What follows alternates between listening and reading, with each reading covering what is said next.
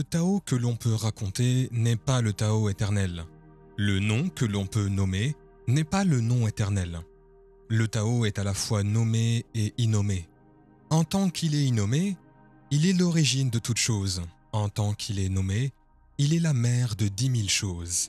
Celui qui est toujours sans désir peut voir le mystère. Celui qui toujours désire ne voit que les manifestations. Et le mystère est lui-même, la porte de toute compréhension. Vivre le mystère. Dans ce premier verset du Tao de Jing, Lao Tzu nous dit que le Tao est à la fois nommé et sans nom. Cela semble paradoxal pour notre intellect occidental, et ça l'est. La pensée paradoxale est ancrée dans les concepts orientaux, tels que le yin et le yang, ou le féminin et le masculin, et où les choses sont confortablement décrites comme étant à la fois ceci et cela. En Occident, au contraire, nous avons tendance à considérer les opposés comme des concepts incompatibles qui se contredisent. Pourtant, ce livre nous demande de changer nos modes de pensée bien ancrés et de voir comment notre vie s'en trouve modifiée. Le Tao est un domaine invisible où tout prend naissance. En même temps, le Tao est présent à l'intérieur de tout. Lorsque nous désirons voir ce Tao invisible, ce mystère, nous essayons de le définir en termes de formes connues du monde extérieur, ce que Lao Tzu appelle les 10 000 choses. Il nous conseille de renoncer à essayer de voir le mystère, ce qui nous permettra de le voir. Comme j'aime à le penser, il faut lâcher prise et laisser Dieu agir. Mais comment pouvons-nous faire cela? L'une des façons est de nous permettre de pratiquer une pensée plus paradoxale en reconnaissant que désirer ou vouloir et permettre sans désir sont à la fois différents et identiques, un peu comme les extrémités mystérieuses d'un continuum. Désirer est l'expression physique de la création de conditions qui nous permettent d'être réceptifs. En d'autres termes, il s'agit d'une préparation au monde pour recevoir. Selon Lao Tzu, vouloir connaître ou voir le mystère du Tao révélera des preuves de ce mystère dans une variété de manifestations, mais pas le mystère lui-même. Mais ce n'est pas une impasse. C'est à partir de ce terrain de désir que se développe l'épanouissement du Tao mystérieux. C'est comme si le désir se transformait en une permission sans effort. En désirant, on voit les manifestations. Sans désir, on peut voir le mystère lui-même. Lorsque nous écoutons ce que Lao Tzu nous dit, il devient évident que notre monde produit de nombreux exemples de ce processus paradoxal. Pensez au jardinage et au désir d'obtenir ces succulentes tomates cultivées à la maison ou ces jonquilles printanières. En fin de compte, c'est le fait de les laisser pousser qui les produit. Pensez maintenant aux choses de la vie qui impliquent de vouloir cette chose et en quoi elles diffèrent de permettre que cette chose se passe. Vouloir s'endormir par exemple, plutôt que de s'endormir. Vouloir suivre un régime plutôt que de suivre un régime. Vouloir aimer plutôt que d'aimer. Dans cette référence au Tao, ne pas désirer signifie faire confiance, autoriser et permettre. Le désir est à la fois le début et le fondement de l'absence de désir.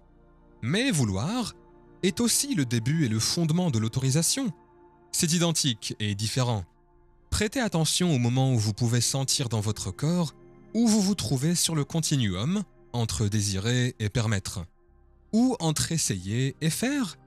Essayer de jouer du piano, de conduire une voiture ou de faire du vélo est à la fois identique et différent de jouer du piano, de conduire une voiture ou de faire du vélo. Une fois que ces activités du monde extérieur sont désirées et apprises, il y a un moment où il faut permettre. Il s'agit ici de reconnaître la différence dans votre corps entre essayer et permettre, et de prendre conscience de la sensation sans effort de cette dernière. Cette pratique conduira également à une plus grande conscience du mystère invisible et des 10 000 choses qui sont le phénomène visible de notre monde. Les 10 000 choses dont parle Lao Tzu représentent les objets de la Terre classés, classifiés et scientifiquement nommés, qui nous aident à communiquer et à identifier ce dont nous parlons et ce à quoi nous pensons. Pourtant, malgré toute notre expertise technologique et notre catégorisation scientifique, nous ne pourrons jamais vraiment créer un œil humain, un foie ou même un grain de blé. Chacune de ces choses, ainsi que le reste du monde connu ou nommé, a émergé du mystère de l'éternel Tao. Tout comme le monde n'est pas ses parties nommées, nous ne sommes pas exclusivement la peau, les eaux et les rivières de fluide dont nous sommes physiquement constitués. Nous sommes nous aussi le Tao éternel, qui anime invisiblement nos langues pour parler, nos oreilles pour entendre, nos yeux pour voir et faire l'expérience du manifeste et du mystère. Permettre consciemment ce mystère sans nom est en fin de compte la façon de pratiquer le Tao. Cela signifie-t-il qu'il faut se mettre en danger? Bien sûr que non. Cela signifie-t-il qu'il faut faire confiance au mystère au moment où l'on se fait agresser ou maltraiter? Probablement pas. Cela signifie-t-il qu'il ne faut jamais essayer de changer les choses? Non. Il s'agit de cultiver une pratique qui consiste à être dans le mystère et à lui permettre de couler à travers vous sans entrave. Il s'agit de permettre le paradoxe d'être dans la forme en même temps que vous permettez au mystère de se déployer. Pratiquez le Tao. Trouvez votre façon personnelle de vivre dans le mystère, comme le dit Lao Tzu dans ce premier verset. Et le mystère lui-même est la porte de toute compréhension. Voici mes conseils pour traduire ce passage en pratique quotidienne en ce 21e siècle. Avant tout, appréciez le mystère. Laissez le monde se dérouler sans chercher à tout comprendre. Laissez les relations être. Par exemple, puisque tout va se dérouler dans l'ordre divin, n'essayez pas trop de faire fonctionner quelque chose. Permettez simplement. N'essayez pas toujours de comprendre votre partenaire ou vos enfants ou vos parents ou votre patron ou n'importe qui d'autre, parce que le Tao fonctionne à tout moment. Lorsque vos attentes sont déçues, entraînez-vous à permettre que les choses se passent ainsi. Détendez-vous, lâchez prise. Permettez et reconnaissez que certains de vos désirs sont liés à la façon dont vous pensez que votre monde devrait être, plutôt qu'à la façon dont il est à ce moment-là. Devenez un observateur avisé. Jugez moins et écoutez davantage. Prenez le temps d'ouvrir votre esprit au mystère fascinant et à l'incertitude dont nous faisons tous l'expérience. Ensuite, entraînez-vous à ne pas toujours nommer et étiqueter. Le processus d'étiquetage est ce que la plupart d'entre nous ont appris à l'école. Nous avons étudié dur pour être capables de définir les choses correctement, afin d'obtenir ce que nous appelions de bonnes notes. La plupart des établissements d'enseignement ont insisté sur l'identification de tout, ce qui a conduit à porter une étiquette qui nous distinguait en tant que diplômés ayant des connaissances dans des catégories spécifiques. Pourtant, nous savons, sans que personne ne nous le dise, qu'il n'y a pas de titre, de diplôme ou d'étiquette distinctive qui nous définissent vraiment. De même que l'eau n'est pas le mot eau, pas plus qu'elle n'est agua, Wasser ou H2O. Rien dans cet univers n'est ce que l'on nomme. Malgré nos catégorisations sans fin, chaque animal, chaque fleur, chaque minéral et chaque humain ne peut jamais être véritablement décrit. De même, le Tao nous dit que le nom qui peut être nommé n'est pas le nom éternel. Nous devons nous interroger sur la magnificence de ce qui est vu et ressenti au lieu de toujours mémoriser et catégoriser. Pratiquez le Tao maintenant. Aujourd'hui, remarquez un instant de contrariété ou d'irritation que vous ressentez à l'égard d'une autre personne ou d'une situation. Décidez de pratiquer le Tao à ce moment-là en vous tournant vers l'intérieur avec curiosité pour savoir où vous vous trouvez sur le continuum entre le désir et la permission. C'est le paradoxe de vouloir que la source de votre irritation disparaisse et à la fois de lui permettre d'être ce qu'elle est. Cherchez l'irritation dans vos pensées et permettez-vous de la sentir où qu'elle soit et quelle que soit la façon dont elle se déplace dans votre corps. Portez toute votre attention sur l'ouverture d'esprit, en permettant à la permissivité de se lier d'amitié avec le mystère qui est en vous. Remarquez comment le sentiment se manifeste, peut-être en faisant des boucles dans votre estomac, en créant une rigidité dans votre squelette, en faisant battre votre cœur ou en vous serrant la gorge. Où qu'elle se trouve, permettez-lui d'être un messager énigmatique à l'intérieur de vous et accordez-lui une attention sans jugement. Remarquez le désir de voir disparaître ce sentiment et permettez-lui d'être suivi avec compassion pour vous. Quoi qu'il arrive, rencontrez le mystère qui vous habite sans l'étiqueter, l'expliquer ou le défendre. C'est une distinction subtile au début que vous devez prendre la responsabilité personnelle d'identifier.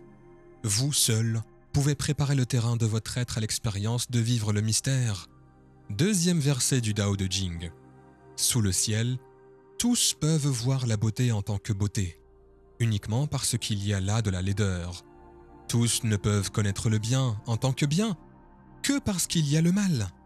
L'être et le non-être s'engendrent l'un l'autre.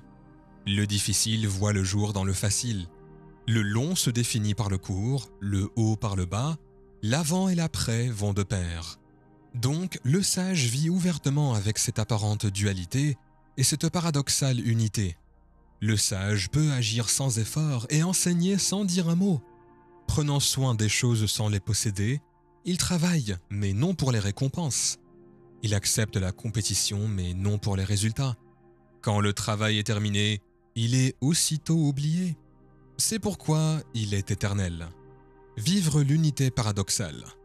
Le concept de beauté de quelque chose ou de quelqu'un est ancré dans un système de croyances qui promeut la dualité et le jugement. Cette façon de penser est répandue et banale pour à peu près tout le monde dans notre culture, et a peut-être même une certaine valeur dans la société. Je vous encourage à explorer le concept d'unité paradoxale dans ce deuxième verset du Tao Te Ching. En changeant vos pensées, vous pouvez changer votre vie et vivre véritablement le bonheur de l'unité.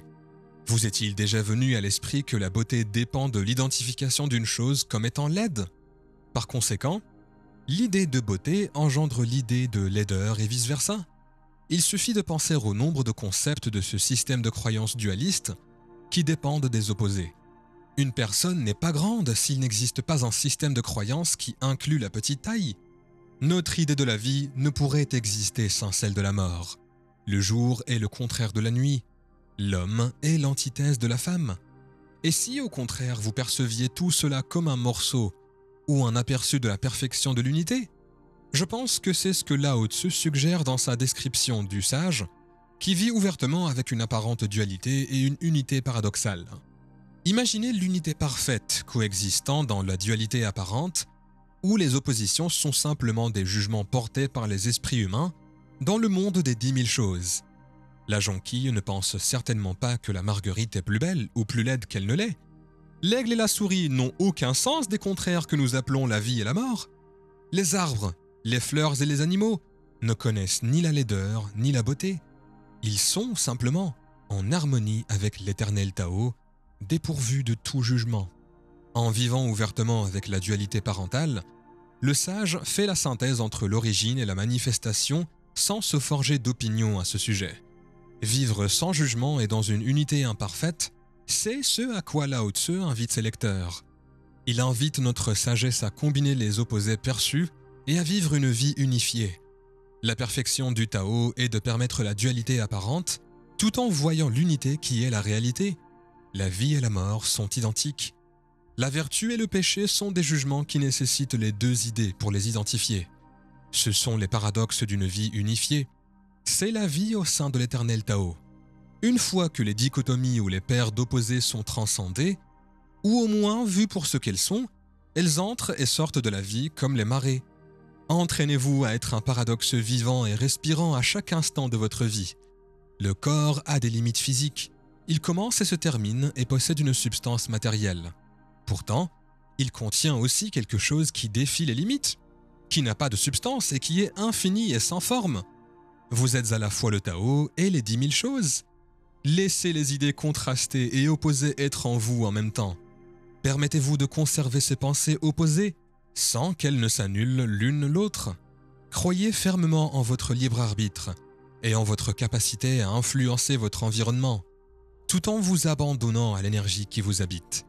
Sachez que le bien et le mal sont les deux aspects d'une même union. En d'autres termes, acceptez la dualité du monde matériel, tout en restant en contact permanent avec l'unité de l'éternel Tao. La nécessité d'avoir raison et de donner tort aux autres diminuera bientôt. Je crois que Lao Tzu appliquerait le Tao Te Ching au monde d'aujourd'hui en suggérant ce qui suit. Tout d'abord, vivez une vie unifiée. Entrez dans le monde de l'unité en prenant conscience de la tendance à tout compartimenter, car le bon ou le mauvais, le bien ou le mal, le beau ou le laid sont des normes du monde physique et non du Tao. Contemplez l'idée que la dualité est une création de l'esprit. En d'autres termes, les gens sont comme ils sont. Un point, c'est tout. La critique n'est pas toujours nécessaire ou utile. Voyez le déploiement du Tao à l'intérieur de chacun, y compris vous-même, et soyez en paix avec ce que vous observez. Soyez un bon animal et bougez librement, sans vous encombrer de pensées sur ce que vous devriez être et comment vous devriez agir. Par exemple, imaginez-vous comme une loutre qui vit sa vie de loutre. Vous n'êtes ni bon ni mauvais, ni beau ni laid, ni un travailleur acharné ni un fainéant. Vous êtes simplement une loutre qui se déplace dans l'eau ou sur la terre librement, paisiblement, en jouant et sans jugement. Lorsqu'il est temps de quitter votre corps, vous le faites, réclamant votre place dans le pur mystère de l'unité. C'est ce que Lao Tzu veut dire quand il dit « Quand le travail est fait, il est oublié ». C'est pourquoi il est éternel. En d'autres termes, il n'est pas nécessaire de quitter son corps pour vivre une expérience éternelle. Il est possible de connaître son moi éternel, même dans la condition incarnée. Lorsque la dualité et le jugement surgissent, permettez-leur de faire partie de l'unité parfaite. Lorsque d'autres personnes créent des dichotomies, vous pouvez toujours connaître l'unité en pratiquant le Tao. De même, accomplissez beaucoup en essayant moins. L'effort est une partie de tout. Un autre élément est le non-effort. Fusionnez ces dichotomies et vous obtiendrez une action sans effort et sans attachement au résultat. C'est précisément ainsi que l'on danse avec quelqu'un. Vous faites une tentative, vous prenez une position, vous écoutez la musique et vous vous laissez aller en même temps. Ce qui vous permet de bouger facilement avec votre partenaire. Combinez les soi-disant opposés dans l'unité de l'être, sans jugement ni peur. Qualifier une action d'effort implique la conviction qu'il vaut mieux essayer que ne pas essayer. Mais l'effort lui-même n'existe que parce que l'on croit au fait de ne pas essayer. Essayer de ramasser une poubelle, c'est en fait ne pas la ramasser. Une fois que vous l'avez ramassée, le fait d'essayer ou de ne pas essayer n'a plus d'importance. Comprenez que vous pouvez agir sans le jugement implicite de mots tels que effort et essayer. Vous pouvez concourir sans être obligé de vous concentrer sur le résultat. L'élimination des opposés les unifie paradoxalement, de sorte qu'il n'est pas nécessaire de s'identifier à une position. J'imagine que, dans le langage d'aujourd'hui, Lao Tzu résumerait ce deuxième verset du Tao de Jing par ces deux mots simples. Soyez simplement. Pratiquez le Tao maintenant. Faites le Tao aujourd'hui en identifiant une occasion de vous défendre ou de vous expliquer et en choisissant de ne pas le faire. Au lieu de cela, tournez-vous vers l'intérieur et sentez la texture de l'incompréhension. En la ressentant tout au long de votre système physique, soyez simplement avec ce qui est, au lieu d'opter pour l'apaisement en empruntant ce chemin du monde extérieur qui consiste à expliquer et à défendre. Ne vous laissez pas piéger par la dualité apparente d'avoir raison ou tort. Félicitez votre canapé d'avoir choisi d'être dans l'unité paradoxale. Une unité où tout le spectre est simplement. Appréciez silencieusement l'opportunité, ainsi que votre volonté de pratiquer votre sagesse.